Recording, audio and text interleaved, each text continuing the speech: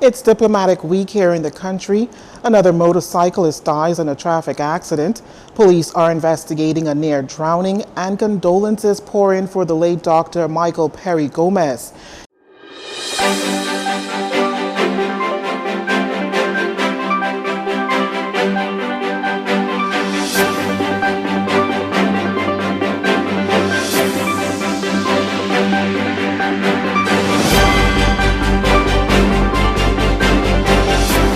Good evening, everyone. I'm Lissy Bastian with your JCN News for this Monday, October 23rd. Sitting in for Jarino Saunders, it's great having you with us. It's diplomatic week here in the country, and to kick things off, the Ministry of Foreign Affairs and Bahamian and Foreign Diplomatic and Consular Corps gathered in a church service at the St. Francis Xavier Cathedral, West Hill Street on Sunday. Diplomatic Week is being celebrated under the theme, Celebrating 50 Years of Foreign Relations and Beyond in an Independent Bahamas. Now on tap for this week are discussions on the situation in Haiti, as well as continued talks on climate diplomacy, climate change, and the effects it has on the Bahamas. During the opening session of Diplomatic Week Monday morning at the Bahama Resort, Prime Minister Philip Davis spoke to his government's plans to bring the Bahamas to the place of climate adaptability.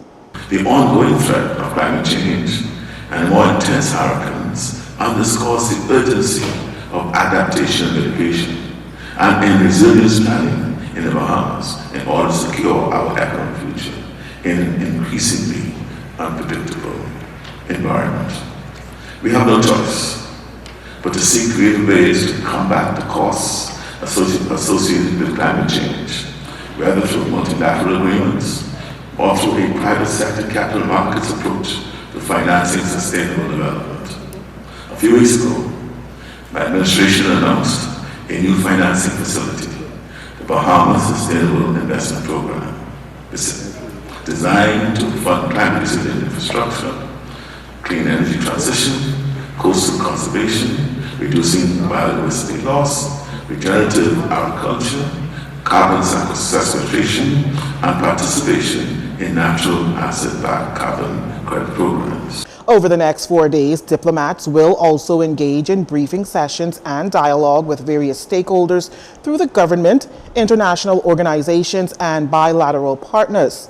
Other topics include the Bahamas' IMO Council, sea candidature, trade and investment, and food security. CARICOM's Secretary General Carla Barnett, during her remarks, commended Prime Minister Davis for his commitment to climate advocacy through his engagements in the United Nations climate change conferences. Additionally, the ongoing threat of climate change and more intense hurricanes underscores the urgency of adaptation and mitigation and in resilience planning in the Bahamas in order to secure our economic future in an increasingly unpredictable environment.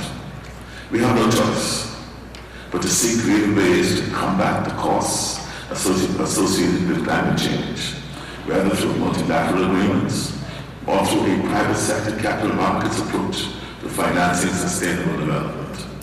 A few weeks ago, my administration announced a new financing facility, the Bahamas Sustainable Investment Program, designed to fund climate resilient infrastructure, clean energy transition, coastal conservation, reducing biodiversity loss, regenerative agriculture, carbon sequestration, and participation in natural asset-backed carbon credit programs. At this hour, diplomats are presenting credentials to Governor General Cynthia Pratt, which will be followed by the Governor General's reception at Bahamas Convention Center. The week-long event, culminating on Thursday, will make way for a number of closed-door discussions to address these growing concerns. In other news, another traffic fatality on Sunday, the third male to lose his life in such a tragic way, and the fourth to die as a result of motorcycle collisions in a week. Police have launched active investigations into the 46th fatality for the year. The victim, according to police, was operating his Yamaha 250cc trail motorcycle on Alexandria Boulevard, Nassau Village, when he collided with a gold Nissan Bluebird driven by a female. According to reports, when officers and emergency medical personnel arrived on the scene, they found that the motorcyclist had sustained serious injuries. EMS provided medical assistance, however, the victim succumbed on scene. Police say at present the cause of the collision is unknown. A tragic turn of events steps away from this year's National Youth March on Sunday evening. A near drowning at Arawak Key leaves a 16-year-old female in critical condition in hospital. A vehicle the teen was in, along with 2 other passengers, went overboard near Arawak Key shortly before 8 p.m. An alert police officer on duty at the Youth March swiftly responded to the situation after seeing the driver of a burgundy Nissan Cube lose control going overboard near the Arawak Key Bridge. Without hesitation, the officer dove into the waters near the sinking vehicle, where he retrieved the victim.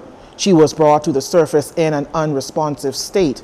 Officers quickly performed CPR on the teen, and the victim was transported to hospital by emergency medical services for further medical treatment. The driver and another juvenile passenger were also taken to hospital for medical assessment. Police are conducting further investigations into this incident. Former Cabinet Minister and Member of Parliament for North Andros and the Berry Islands, Dr. Michael Perry Gomez, passed away on Saturday at his home at the age of 76 after a lengthy illness. Condolences pour in for the late doctor, a trailblazer and true son of the soil, according to Prime Minister Philip Davis. As news of Dr. Gomez's death broke on Saturday evening, the Prime Minister, in a statement on the former health minister's passing, described Dr. Gomez as a giant in public health. In a statement released on the Office of the Prime Minister's website, the Prime Minister remembers Dr. Gomez's exploits and accomplishments in public health, notably his work in advancing the treatment of HIV and AIDS and other infectious diseases, which is not only recognized by the Bahamas but also the Caribbean region.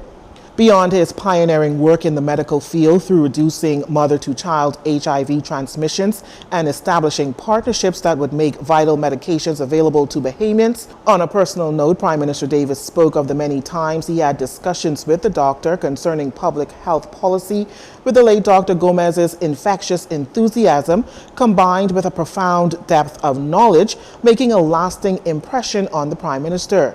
He spoke of Dr. Gomez's family island origins to being celebrated for his work in the medical field services as a beacon of inspiration for all Bahamians. Dr. Gomez served for 1 term as the Member of Parliament for North Andros and the Berry Islands in the House of Assembly, after being elected in 2012, being the founder and director of the National HIV Program of the Bahamas.